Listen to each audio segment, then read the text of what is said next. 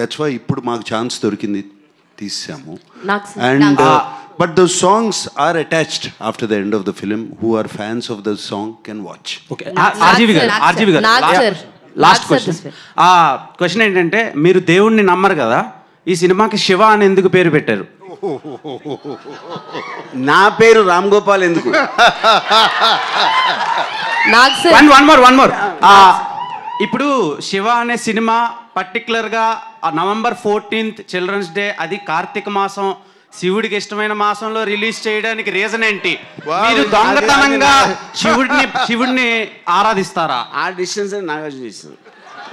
నాకు sir thank you చెప్పారు, మాకు తెలియని కూడా తెలియదు. సో సార్ నాకు సార్ క్వశ్చన్ ఏంటంటే, మీరు అమలా గారి కాంబోకి చాలా మంది ఫ్యాన్స్ ఉన్నారు.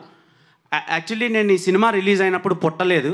ఇలా శివ మూవీ రిలీజ్కి వెళ్తున్నానంటే మా మదర్ మీ ఇద్దరు కాంబినేషన్ సీన్స్ గురించి చెప్పి మరీ నన్ను ఎల్లు చాలా బాగుంటాయి, మేము ఆ రోజుల్లో మల్టిపుల్ టైమ్స్ చూసేవాళ్ళం అని చెప్పారు.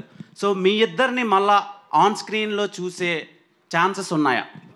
ఐఎమ్ ఆల్సో విషింగ్, నేను కూడా I'm also wishing for a chance. Okay, RGV గారు లాస్ట్ సిండికేట్ అని ఒక సినిమా మీద వస్తుంది సార్, చాలా బయట బజ్ ఉంది, అది దాంతోనైనా హిట్ కొడతారా శివ రేంజ్ లో? అది చెప్పాను, వచ్చినప్పుడు వస్తుంది. Let's talk about Shiva. Hi sir, myself Hemamalini here. First of all అసలు మేము చూసిన తర్వాత రిలీజ్ చూసాక నేనైతే విజిల్స్ వేసాను చాలా చోట్ల, పేపర్స్ లేవని టిష్యూ పేపర్స్ చింపి మరి వేసాను.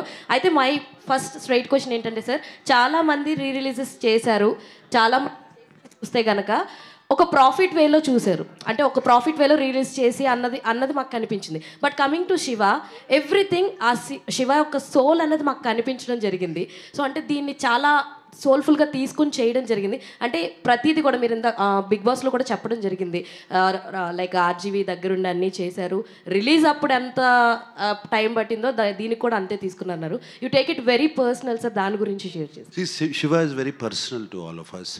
And this is 50 years of Annapurna Studios, and 50